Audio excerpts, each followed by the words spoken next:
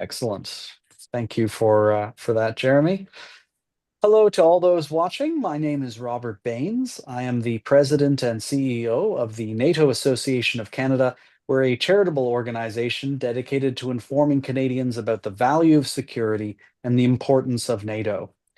This is something that's enmeshed in all of our lives. For that, Jeremy. Every Canadian Hello to all those. has security informed and part of all the rest of their experiences as a Canadian, whether it's going for coffee with a friend, whether it's going to a concert, whether it's just working or enjoying life with your family. Security is woven into every moment of your life, whether you know it or not. And we need to make sure that Canadians appreciate that influence on their lives and that Canada's involvement in multilateralism, such as NATO, is a big part of our security and our continuance of the rules-based international order, which allows Canada to maintain what we have grown to expect in the world, both through trade, through travel, and through making sure that our values help to govern the future of the world. That's something that I think every Canadian holds dear. The NATO Association of Canada has been going for a long time, and we will continue to grow. We'd love for you to, after you finish watching this, to stay engaged with us, become part of our community.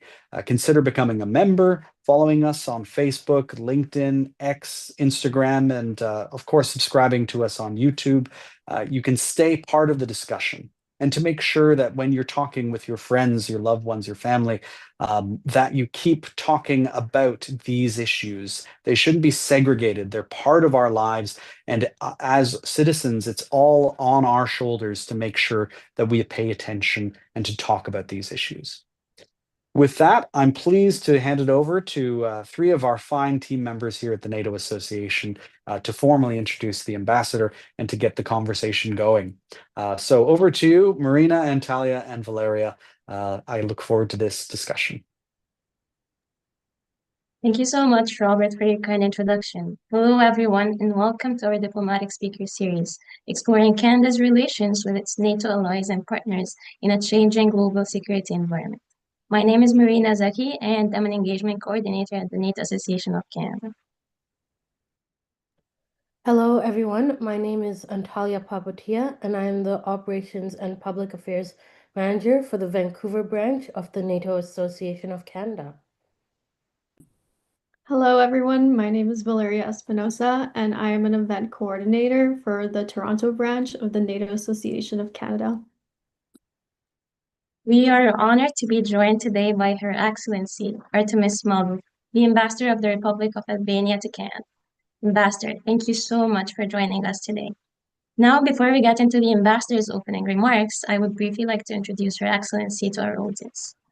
Mrs. Artemis Malo is the Ambassador of Albania to Canada. She previously served as Deputy Minister in the Ministry for Europe and Foreign Affairs between 2017 and 2019 and between 2021 and 2024, and as a Member of Parliament between 2019 and 2021, where she sat on key committees including national security, European integration, legal affairs, and human rights.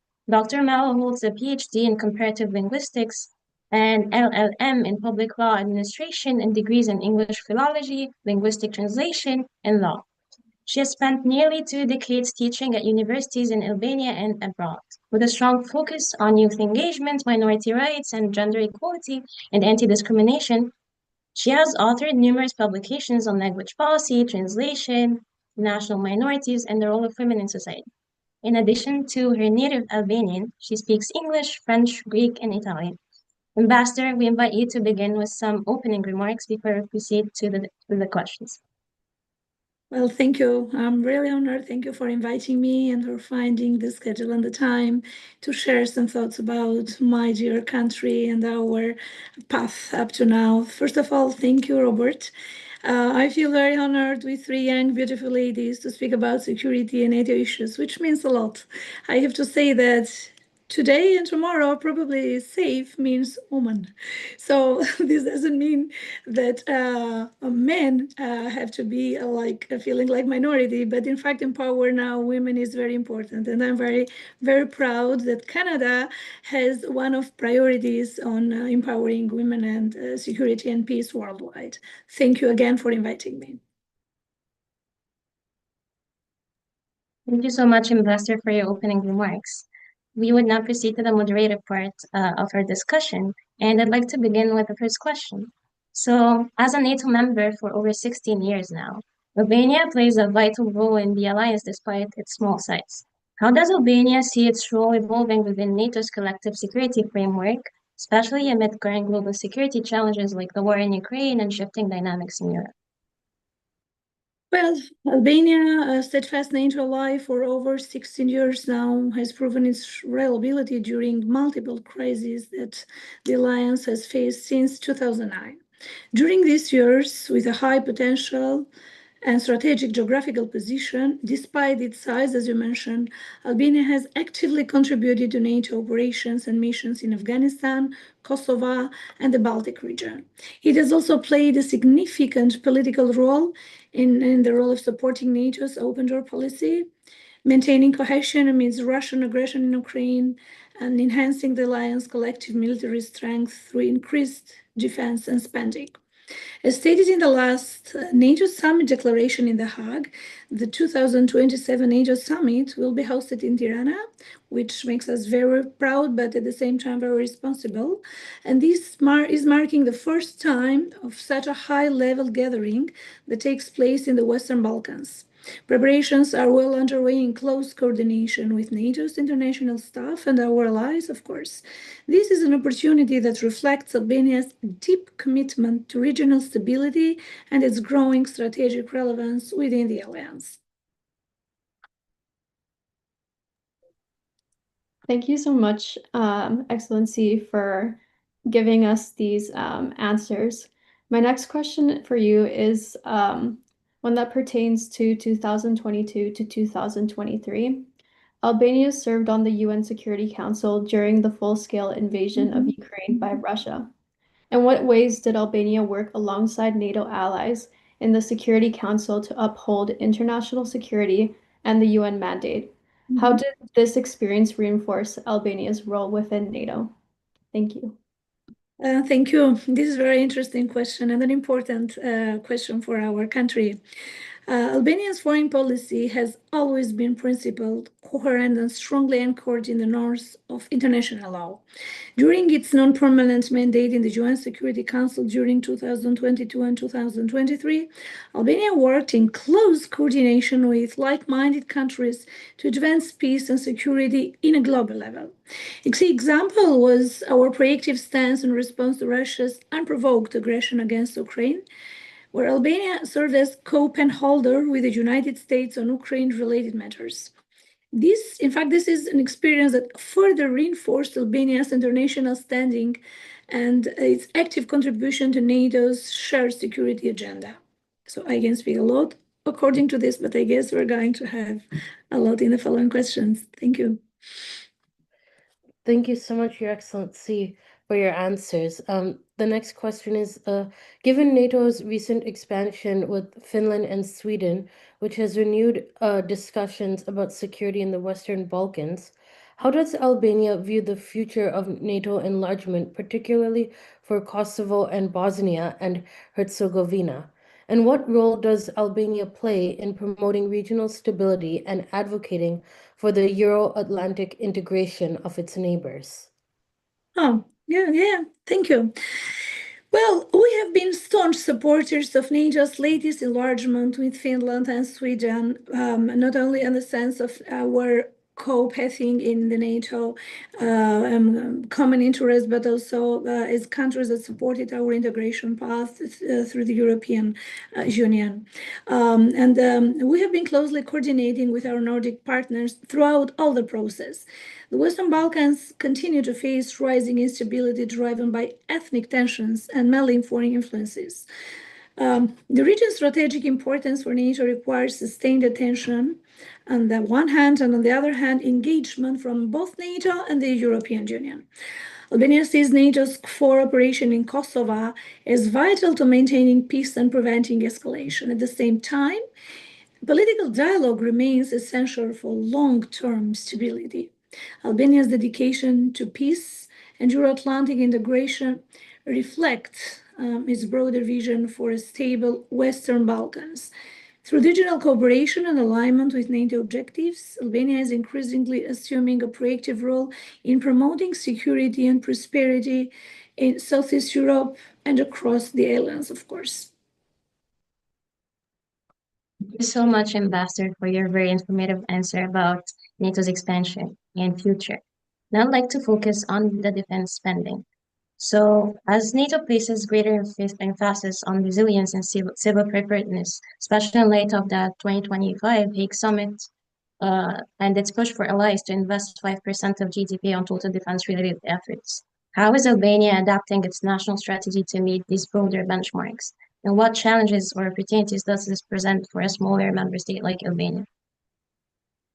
Well, in fact, this is a very actual and very relative issue according to our actuality. And in fact, Albania is considered, as you mentioned, a small member and a small country, but I have to reinforce the fact that Albania has a huge potential and strategic position. Following the adoption of the new Defense Investment Pledge, the GIP, at the NATO summit in The Hague, one you mentioned, which calls for allies to commit 5% of GDP in order of defense and defense-related spending by 2035, Albania's responsible defense authorities have articulated a clear national roadmap to meet this collective goal, which in fact seems very, very important to us. Albania is determined to pursue a phased and sustainable increase of 0.15% of GDP annually, effectively doubling current defense expenditures over the coming decade. In line with the framework outlined at the summit, 3.5% of GDP will be dedicated to core defense capabilities, which include personnel, equipment, readiness, while 1.5% will support broader security relevant sectors such as critical infrastructure, cyber defense, which is very important in our government's priorities, and defense industrial development. This national effort is embedded in a whole of government approach, engaging key institutions to ensure coherence, fiscal responsibility, but even interministerial alignment. It reflects Albania's enduring commitment to the principles of alliance solidarity, credible deterrence, and long-term defense resilience. As reaffirmed in the Hague Declaration, no ally will be left to face this challenge alone, and this is an advantage for all not very important and very big countries, let's say. The implementation of the 5% target will be subject to annual reporting and the structure review process by 2029. Albania, alongside like-minded allies, has underscored the importance of support mechanisms to assist in meeting this ambitious objective and remains confident that such solidarity will be upheld across all the alliance. Thank you. Thank you so much, Excellency. To keep talking about economy, but to focus it more on Albania, I would like to now talk about 2024, where Albania scored 42 out of 100 in the Corruption Perceptions Index, where 0 is highly corrupt. Although this is a 5% increase from 2023, Albania continues to struggle with interrupting vicious cycles of corruption and organized crime that continuously undermine the rule of law. How does this widespread corruption impact Albania's role within NATO? How can entities like SPAC, Special Structures Against Corruption and Organized Crime, help to improve citizens' trust in government and battle corruption in the long term? Thank you. This is, in fact, an issue that is out of the Ministry of Foreign Affairs and out of the embassy diplomatic mission, which has to do with the inner reforms of law and all the process of European path that we are under our chapters and trying to have reform and to fulfill all the criteria that the European Integration Commission has set to us.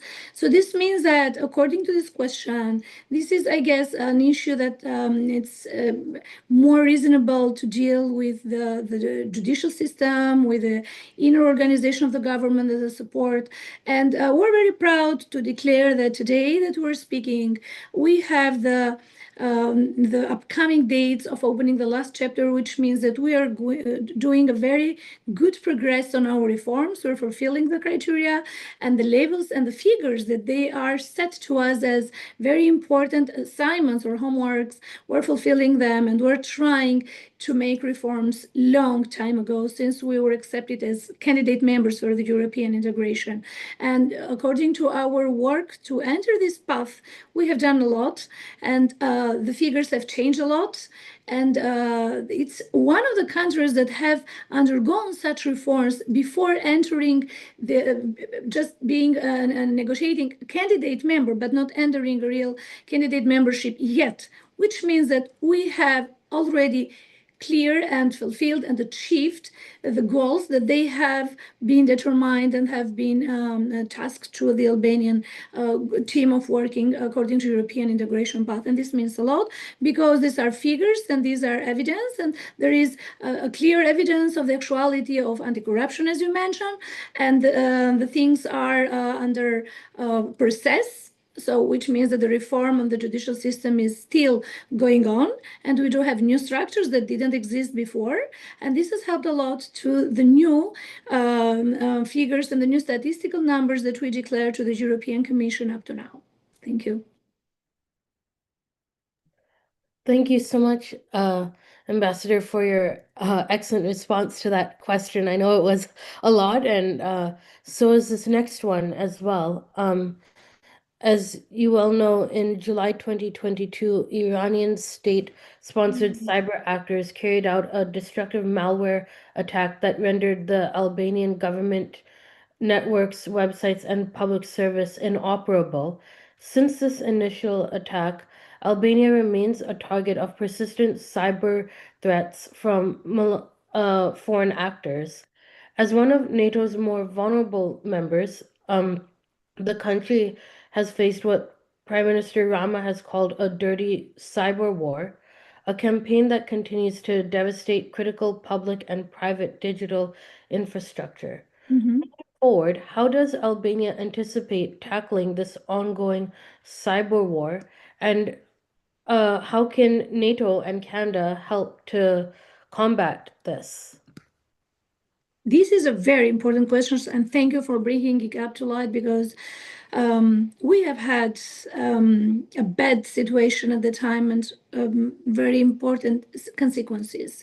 In response to the devastating cyber attack in July 2022, at the time, I was serving as Deputy Minister of Foreign Affairs, and I am a clear witness of what has happened and the consequences to the whole system. Albania has embarked on a multifaceted effort to strengthen its cybersecurity system. At the time of the attack, NATO allies, including Canada, voiced support for their ally Albania. The North Atlantic Council condemned the attack, sending a clear message about NATO's unity against cyber threats targeting allies, because this was not only about Albania, but it was as a country of the alliance in general, not isolated to an only country. Recognizing the growing risks of hybrid and cyber threats, the Albanian government has already made cybersecurity one of the most important issues on its national agenda. In this framework, Albania has built a strategic plan with concrete measures, including a dedicated budget for cybersecurity. The government is working on strengthening the legal and institutional framework for cybersecurity by signing cooperation memorandum and voting for resolutions at the UN on cybersecurity issue. Hybrid threats, including cyber threats and attacks as well, remain one of the most pressing security challenges. Recognizing the strategic significance of these threats, Albania has taken decisive steps to address them. The new focus on cyber diplomacy is a key component of this approach. Since September 2024, the Ministry for Europe and Foreign Affairs has established a dedicated sector for security issues and cyber diplomacy. This sector aims to promote dialogue, coordination, and international cooperation to address cybersecurity challenges both domestically but even internationally.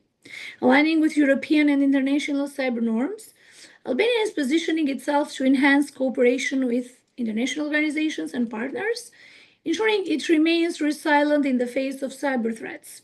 By building partnerships, Albania is committed to enhancing its cybersecurity posture and to play a proactive role in shaping international cybersecurity policies and standards. To strengthen our stance against hybrid threats, we should strengthen our existing cooperation that we do have already.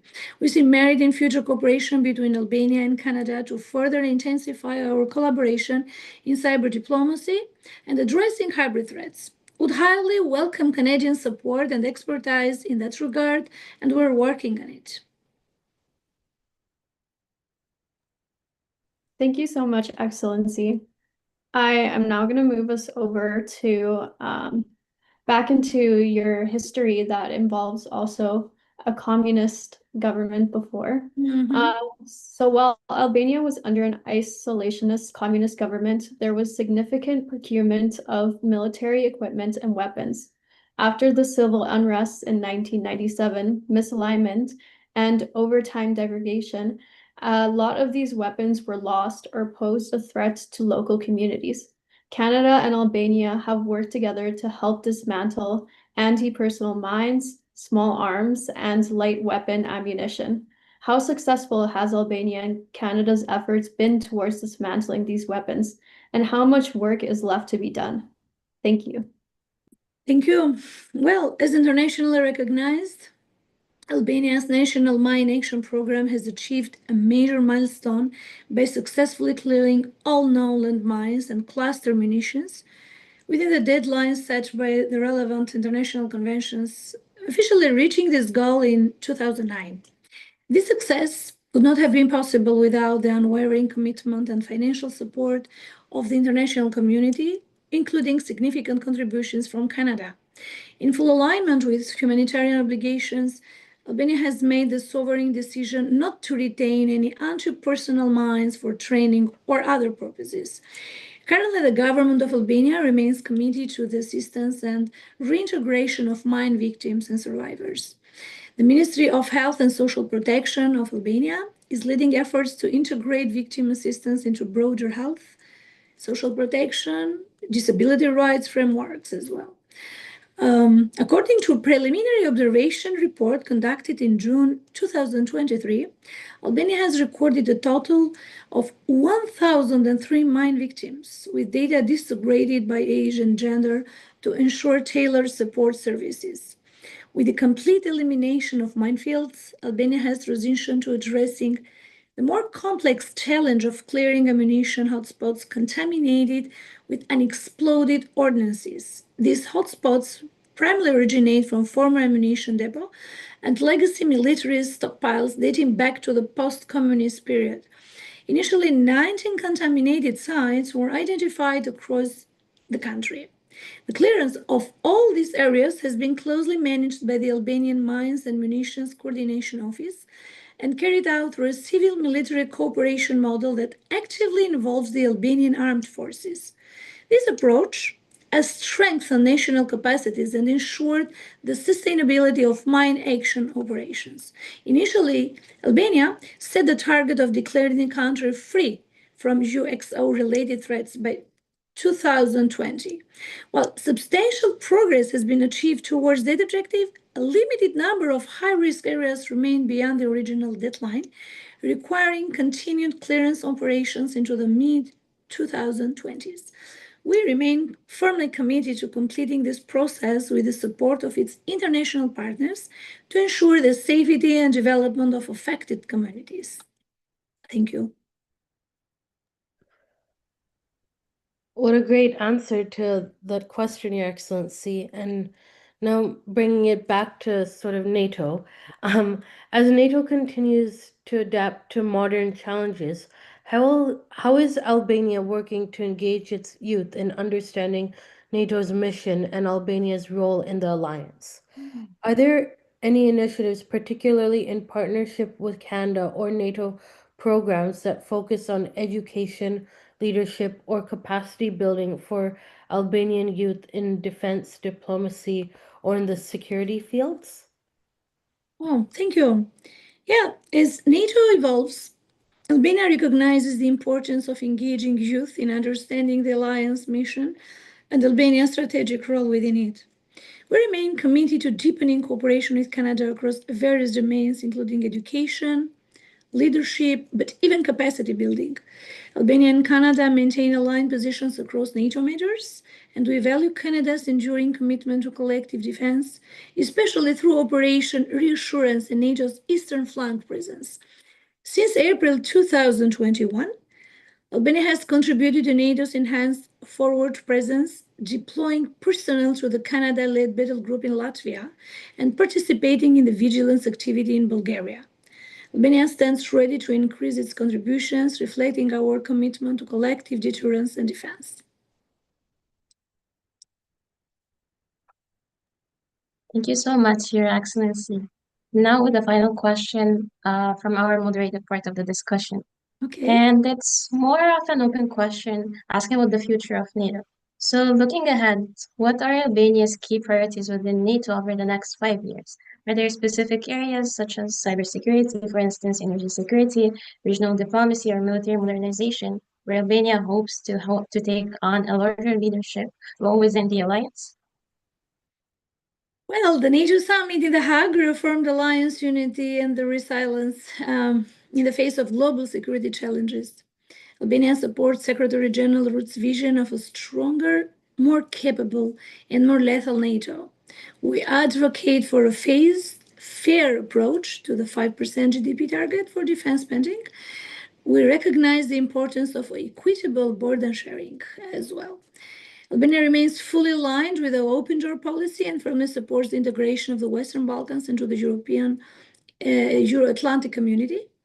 Albania will continue to uphold the alliance values and act as a reliable and proactive member committed to strengthening deterrence, defending shared values, advancing regional and global stability. And I could mention the case of Ukraine and the support that Albania as a government and all the contribution and that the attitude that has in this case, and a lot of other very important major events that recently took place in Albania, and Albania is still organizing and hosting very important events in the field of security and peace. Albania is not a large country in size or economy, as you mentioned, but we're consistent in our principles and in our friendships with our allies, especially, and focused on peace and security worldwide. Thank you. Thank you so much for your inputs and insights, Ambassador. We will now open the floor to questions from our live audience on YouTube. For those watching, please continue sharing your questions in the chat and we'll address as many as possible in the time remaining. So the first question that we've gotten is, climate change is increasingly recognized as a security threat by NATO. Given Albania's vulnerability to environmental risks such as flooding and wildfires, how is the country integrating climate resilience into its national defense planning? And are there opportunities for NATO collaboration in this area, particularly in the disaster response and climate-related risk mitigation? Very interesting question. Well, thank you. As I already mentioned, Albania has openly supported all countries that are struggling for freedom and justice, not only in the sense of security and peace from wars and aggressions, but even for catastrophic symptoms or phenomena that cannot be controlled by human. But in this sense, we have the government has actively contributed to international humanitarian efforts, close cooperation with partners in the European Union, of course, NATO, UN, the OSCE, the Council of Europe, and other international platforms that deal with certain issues that may cause insecurity and risk. In fact, we have co-sponsored and voted in favor of other resolutions. Let's take as example the struggle for freedom of Ukraine's territorial integrity, and on the other hand, to condemn the Russian aggression. In addition to our diplomatic support, Albania's decision to be open to any kind of cooperation in fields of climate change or protecting the environment, or giving the contribution with our chapters of climate and climate support through our integration path. We have been open and declared that Albania has consistently advocated for the protection of the environment and climate change, of civilians, and establishment of humanitarian corridors, supporting international processes that are aiming at documenting and prosecuting individuals responsible for not only for war crimes and human rights violations, but even for the environment crimes, climate crimes during these very difficult and strange periods that we're living now. Furthermore, we emphasize that Albania is ready to participate in any kind of reconstruction and support and contribution that could bring stability and normality for the people that have been directly affected by climate change. Thank you. Thank you for giving us that perspective, Excellency. My next question is, Albania has contributed to troops in various NATO missions, including in Kosovo and Afghanistan. However, how has participation in these missions shaped Albania's defense capabilities with other allies and its reputation within the alliance? What lessons has Albania drawn from these deployments for future NATO-led operations? Well, if I clearly understood according to the question that you have just been, are you referring to the support and to the contribution that Albania is giving to Kosovo, or it is in general according to NATO and to the for interference? So just make it clear in the sense of a clear answer as well. Yes, I would like to know a little bit more of, in general, Okay. what would the Albanian perspective be? Thank you. Yes, in this sense, Albania, I want to mention a bit the Albanians and the United States relations. We enjoy a long-standing strategic partnership that is rooted in shared democratic values, transatlantic security, mutual global interest as well. We're very grateful for the continued support from the US throughout our history. And it has been always in times of crisis, as you mentioned, Kosovo now, and the support to Kosovo or to the region of the Balkans, or during our reform, as I mentioned, the judicial reforms and integration efforts. In fact, in recent years, bilateral relations with the USA has grown deeper in the sense of security and international organizations upon this issue. We've expanded our strategic dialogue to cover defense, cybersecurity, energy, but even a lot of other areas of mutual interest. This means that having the support and the contribution, the assistance from the US that has clearly been standing by Albania in critical moments, this needs, I wanted to mention the post-earthquake recovery, that Albania was attacked twice, and the pandemic after this, and the cyber attacks from the Iranian, as you mentioned, and even the temporary hosting of Afghan nationals that you mentioned. Without the US support and contribution, it would haven't been able to pass and to overpass all these steps. In the defense domain, Albania has consistently met and exceeded NATO's 2% defense spending benchmark. And I don't mean, I'm not referring for the future, but I mean for the long history. With increasing global threats, we're committed to investing further in collective security in line with alliance expectations, including, of course, the states, and the 5% that is already mentioned as a defense spending. But for sure, Albania remains unwavering in its commitment to alliance under the US as our primary strategic partner. According to human capital, recruiting and retaining specialized personnel, particularly in cyber and civil defense fields, still remains a challenge. And according to opportunities and the increased strategic relevance, by demonstrating commitment to collective resilience, Albania strengthens its standing within NATO and its influence on regional security discussions as well. Thank you so much, Your Excellency. So I know we asked already this question about the Iranian cyber threats and cyber attacks. There's a problem with the audio. Sorry, I can repeat the question. Can you hear me? Yes, now it's So okay. we already asked this question about cyber threats and cyber attacks from the Iranian government. Now I'd like to generalize a bit and talk about disinformation in general, hybrid threats across the Balkans, and ask about the role or how is Albania working to counter foreign influence operations that target democratic institutions and NATO alignment. And are there public diplomacy or strategic communication efforts underway, perhaps with NATO or the Canadian government, to build societal resilience against such threats? Yes, of course. As I already mentioned, after July 2022 and the devastating cyber attacks, in fact, that Albania has caused, the government at that time of the attack, with NATO allies, including Canada and other countries, we voiced support, and they were ready to support Albania in a general term. I mean, those threats gave us a message as a region that it didn't happen only for Albania with a certain reason. It wasn't a message only for Albania, but it was more than this.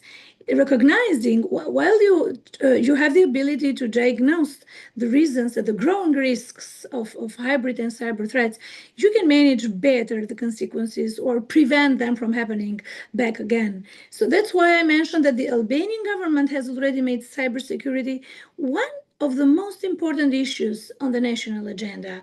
So with concrete measures, a strategic plan, and with a dedicated budget for cybersecurity, of course, all these steps could never have been developed and accomplished without allies and without the support of NATO.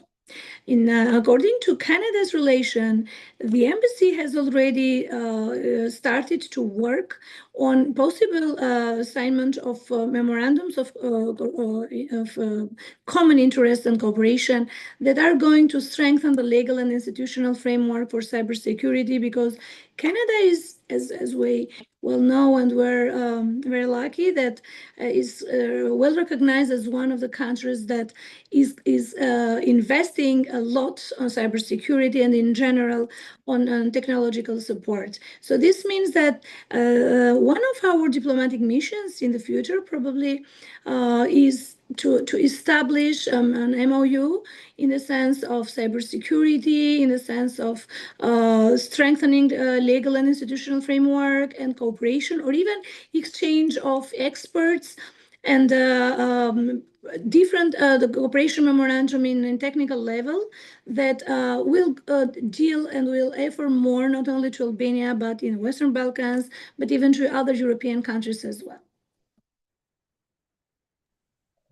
Thank you so much, Your Excellency, for answering all these questions. We have a lot that's been coming through from our audience. Our next question that we have from the audience is, Albania has constantly expressed support for Ukraine's sovereignty and territorial integrity, including sending military aid and diplomatic backing. Beyond these gestures, how does Albania envision its ongoing contribution to NATO's support for Ukraine militarily, diplomatically, or through humanitarian means as the war continues? This is very important question, and it's a very actual one, a relevant question. Albania has steadfastly supported Ukraine's struggle for freedom, justice, and independence by actively contributing to international humanitarian efforts, as I mentioned, in close cooperation with our partners in the European Union, NATO, United Nations, Council of Europe, and other international platforms. In fact, we the government has co-sponsored and voted in favor of every resolution that defends Ukraine's integrity. In addition to our diplomatic support, Albania's decision to open an embassy in Kiev was not merely symbolic. It was a sign of friendship and trust and a long-term political message.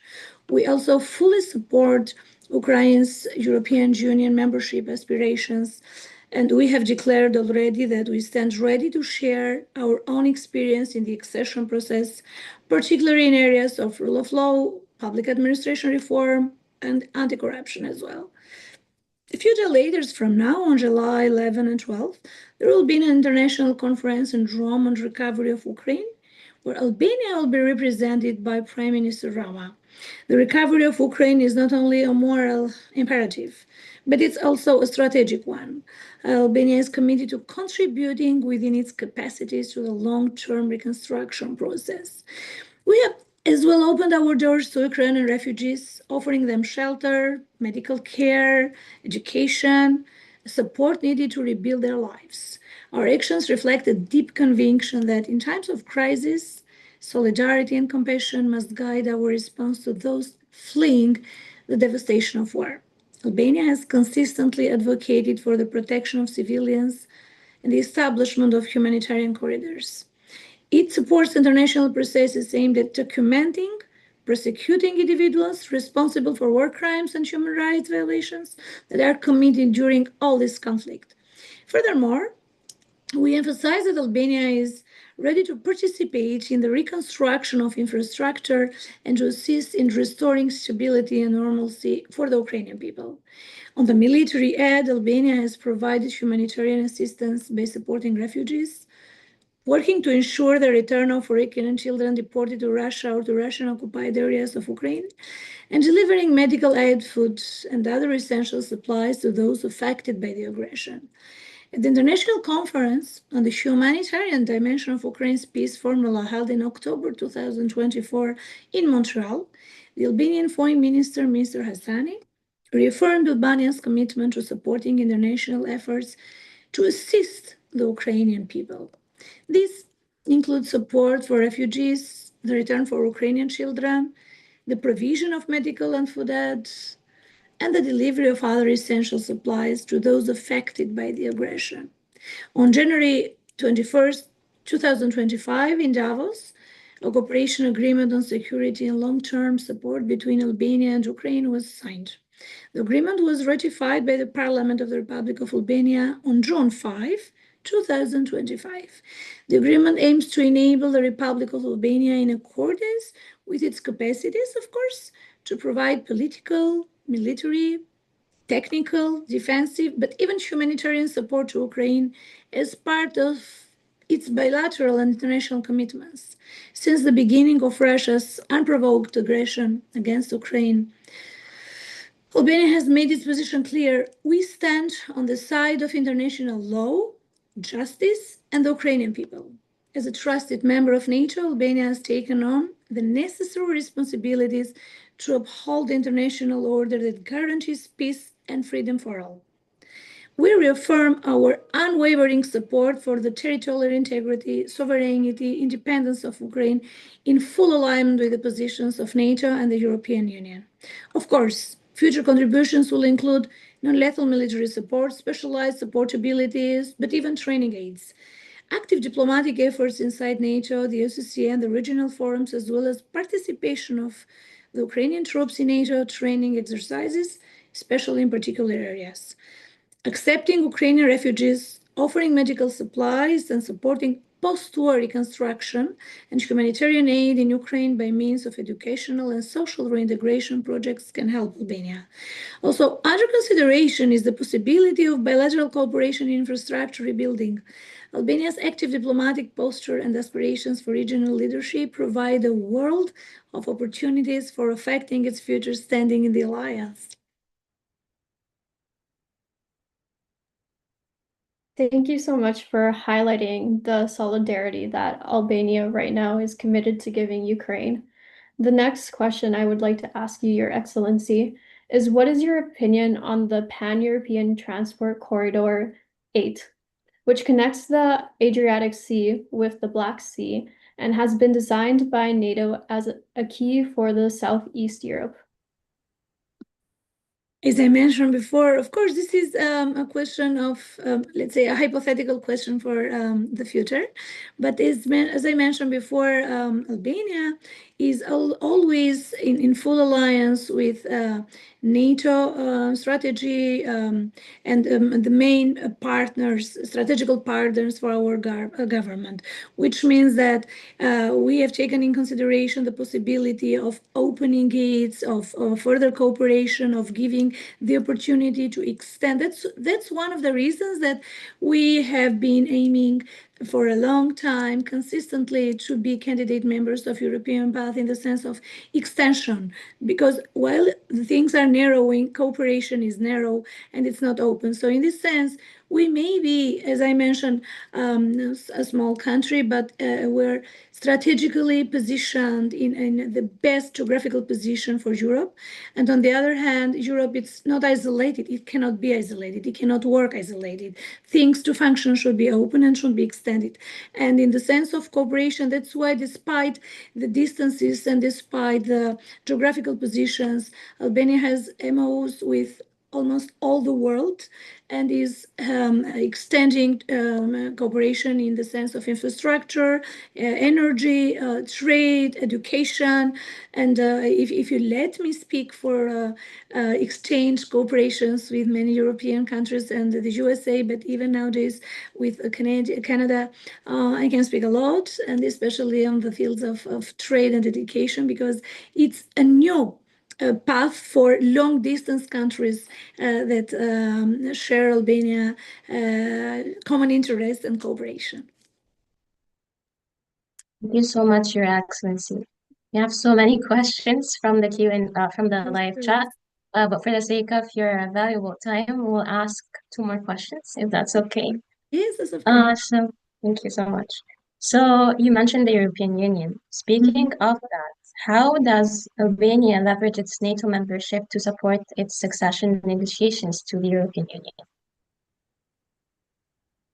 It doesn't need to explain a lot and to give details and comments upon this. As far as Albania is for 16 years now part of NATO and has been aspiring to be candidate and to enter European path for long time now, since the first time of the agreement. This means a lot.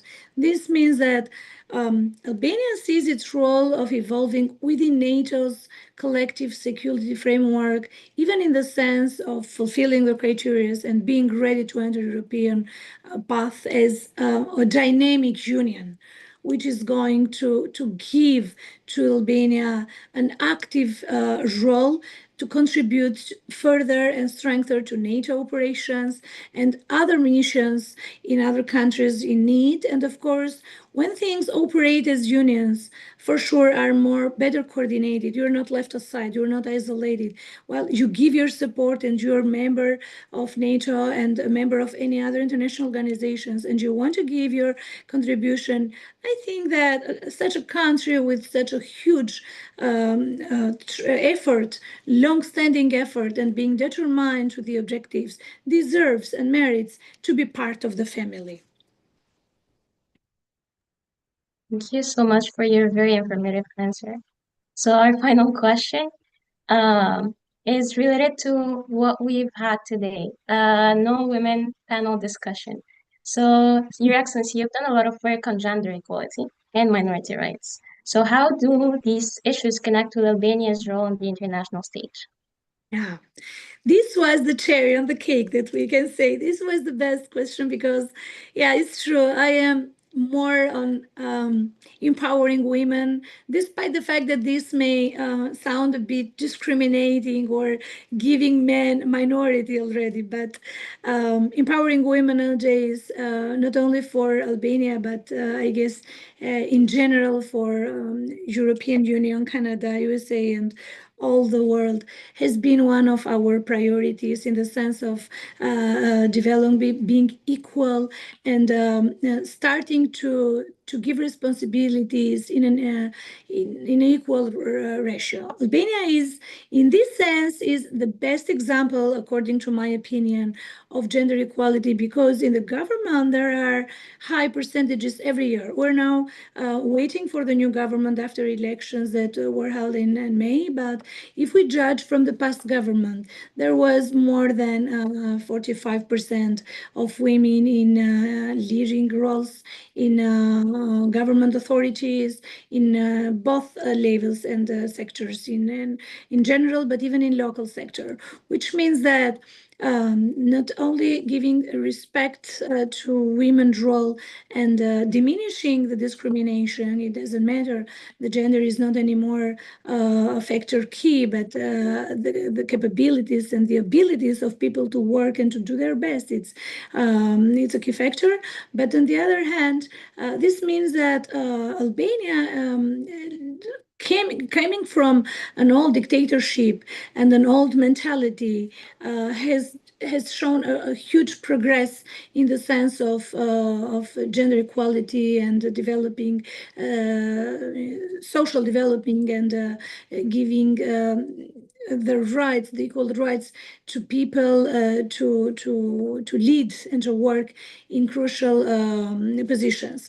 On the other hand, I am very proud to say that even in the diplomatic aspect, we do have a huge percentage of women ambassadors, women diplomats, and even in the ministry, our headquarters have a high percentage of women working in the organogram of the ministry, which means a lot to us because now we can do our best, we can give our best, and as a very, very clever saying says, if you want a job done, give it to a woman. So probably this means a lot. And if we judge from our panel today, I'm very honored that I share the panel with you as women, as young women, as beautiful ladies, and being involved in security issues. This means a lot for the future world security. Thank you. Thank you so much, Your Excellency. This is very encouraging to hear, and the honor is ours. Thank you so much.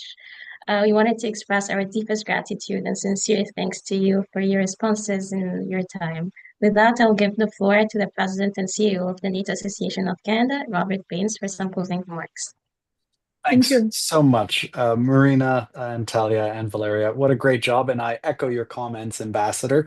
We're very proud of both them and so many others at the NATO Association who really are taking both their fate and the fate of the country in their hands, pushing forward to make sure that our communities are paying attention to what's going on around the world and how that impacts Canada's safety and security. So I thank you all very much as three outstanding moderators and Ambassador as a guest.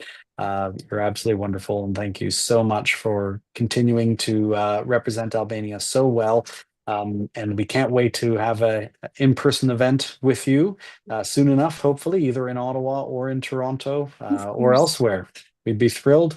And for all those listening, thank you for joining us. It's been a great conversation. And please remember to remain part of our community and don't stop the discussions.